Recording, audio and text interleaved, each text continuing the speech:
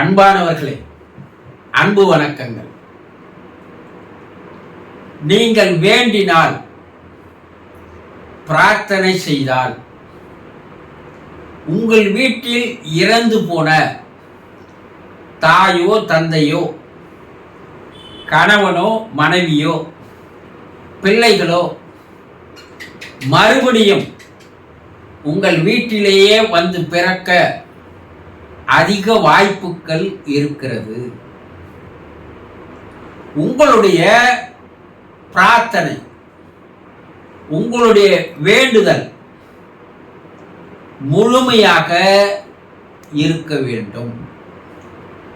முதல்ல இதில் முழுமையான நம்பிக்கை வேண்டும். நம்பிக்கை இல்லாத, வலுவில்லாத பிரார்த்தனையோ, சத்து இல்லாத வேண்டுதலோ எந்த விதமான பலனையும் தராது. பிரார்த்தனைக்கு ஒரு மகத்தான சக்தியானது, ஆற்றலானது இருக்கிறது. போகின்ற உயிரை கூட பிரார்த்தனை செய்தால் தடுத்து நிறுத்தி எடுத்து வந்து அதே உடலில் வைத்துவிட முடியும் என்பதற்கு உலகிலே பல்வேறு உதாரணங்கள் இருக்கிறது. உயிர் போற நிலையில ஒருத்தர் இருக்காரு, அந்த குடும்பமும் தொடர்ந்து பிரார்த்தனை செய்தா அந்த பிரார்த்தனையுடைய சக்தியானது உயிரை மீட்டெடுக்கின்ற ஆற்றல் இருக்கிறது என்பது உலக அளவிலே நிரூபித்து இருக்கிறார்கள். ஒரு மாபெரும் தலைவர்கள் இறந்து போற நிலையில இருக்கிறாங்க. அந்த மாநிலமே, அந்த நாடே, மக்கள் முழுவதும், எல்லா மதத்தில் இருக்கிறவங்களும் அவர் பிழைக்க வேண்டும் என்று பிரார்த்தனை செய்த போது அந்த தலைவர் பிழைத்து வந்து பல ஆண்டுகள் வாழ்ந்ததாக சரித்திரங்கள் இருக்கிறது. ஒரு மனிதனுடைய பிரார்த்தனைக்கு, எண்ணத்திற்கு மாபெரும் ஆற்றலும் சக்தியும் இருக்கிறது என்பதை விஞ்ஞானிகள் இன்று நிரூபித்து இருக்கிறார்கள்.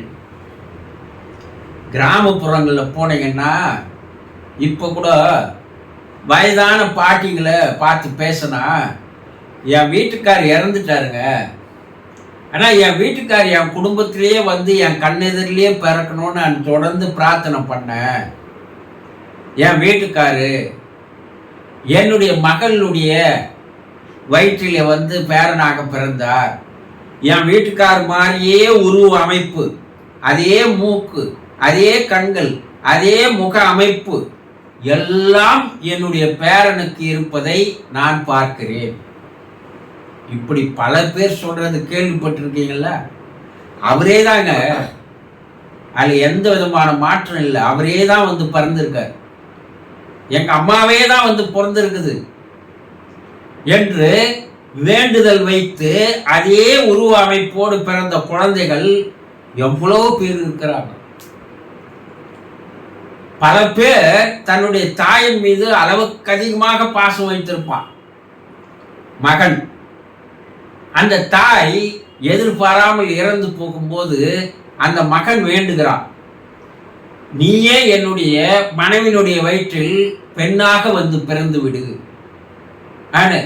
அதே அமைப்போடு, அதே உருவத்தோடு பெண்ணாக அடுத்த ஆண்டே அந்த குழந்தை பிறந்து வளர்ந்து வரும்போது தன்னுடைய தாயின் உருவமும் தன்னுடைய பெண்ணின் உருவமும் இரண்டோ அச்சால் போல் இருப்பதை பல சாட்சிகள் நாட்டிலே இருக்குது. அப்ப உங்களுடைய பிரார்த்தனை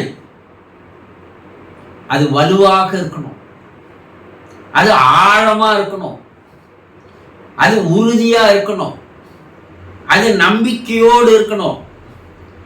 இவையெல்லாம் சரியாக இருந்தால் ஒரு நாள் 2 நாள்ல தொடர் பிரார்த்தனையானது நிகழ வேண்டும். இந்த தொடர்ந்து உங்களுடைய பிரார்த்தனையுடைய மெசேஜ் ஆனது இறைவனிடம் சென்று சேர்ந்த வண்ணமாக இருந்து கொண்டே இருக்கிறது. ஒருத்தரை நீங்க தொடர்ந்து அவருக்கு மெசேஜ் அனுப்பிக்கினே இருந்தீங்கன்னா வேற வழி இல்லாத நீங்கள் அனுப்புகிற மெசேஜுக்கு அவர் பதில் கொடுத்தே ஆவார். ஒரு முறை 2 முறை அனுப்பிச்சிங்கன்னா ஒரு சிலர் அந்த மெசேஜுக்கு பதில் தருவதில்லை.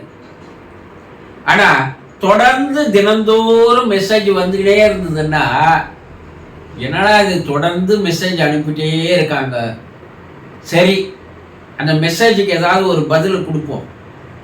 கொடுக்குறாங்களா இல்லையா?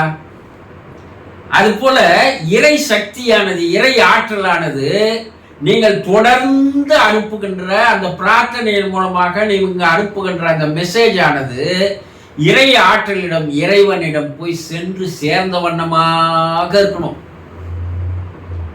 ஏதோ ஒரு 2-3 நாள் பிரார்த்தனை பண்ணிட்டு, ஐயோ என் குடும்பத்தில் அவர் வந்து பிறக்கலையே, என் தாய் பிறக்கலையே, என்னுடைய தகப்பனார் பிறக்கலையே, என் கணவன் பிறக்கலையே, என் மனைவி வரலையே அப்படின்னீங்கன்னா அது நடக்காது. ஏன்னா இறைவனும் யார் தொடர்ந்து ஒரே பிரார்த்தனையை செய்து வருகிறானோ, ஒரே வேண்டுதலை வைக்கிறானோ, அந்த பிரார்த்தனை வேண்டுதலை இறைவனும் நிறைவேற்றுகின்ற கட்டாயத்திற்கு அவனும் ஆளாகிறான். இந்த பக்தன் தொடர்ந்து கேட்டுனேங்கிறான். சரி இவன் விட்டுடுவான்னு பார்த்தா வர்ற மாதிரி தெரியல. சரி அவனுடைய ஆசையை, அவன் நம்பிக்கையை, நம்மேல் வைத்து வைத்திருக்கின்ற நம்பிக்கையை நாம் சிதைத்து விடாத வண்ணம் அதை நிறைவேற்றி தருவோம் என்று இறைவன் அதை நிறைவேற்றுகிறான் என்பது பல்வேறு நிகழ்வுகளில் நிரூபிக்கப்பட்டிருக்கின்ற உண்மை. அப்போ நம்ம சுற்றி இருக்கிறவங்க வீட்டிலேயே நீங்க நகரப்புற வாழ்க்கையிலே இதை வந்து தெளிவா கண்டுபிடிக்க முடியாது. நான் கிராமப்புறங்களில் போய் அவர்களோடு பழகி அவர்களிடையே இது போல ஒரு நிகழ்வுகள் நடந்திருக்குதா அப்படின்னா அந்த கிராமத்தில் ஒரு 10 வீட்டிலாவது ஆமா இது போல பிறந்தாங்க, அதே போல இருந்தாங்க என்று சொல்வதை இப்போதும் கேட்கலாம். ஏன்னா கிராமப்புற மனிதர்களிடையே எந்த விதமான மனதில் அழுக்கு கிடையாது. நீங்க பிரார்த்தனை வேண்டுதலில் வச்சிருந்தீங்கன்னா அது நிறைவேறாது. அந்த கிராமப்புறங்களில் இருக்கிற மக்களுடைய மனம் அப்பழுக்கு இல்லாதது, வெகுளித்தனமானது, சுத்தமானது. அதனால அவர்களுடைய பிரார்த்தனையானது இறை நிலையானது ஏற்றுக்கொள்கிறது. உங்க மனசுல 1000 எண்ணங்கள், 1000 தீய எண்ணங்கள், 1000 தீய குணங்களை வச்சுக்கின்னு நீங்க தொடர்ந்து பிரார்த்தனை பண்ணீங்கன்னா அது நடைமுறைக்கு ஒத்து வராது.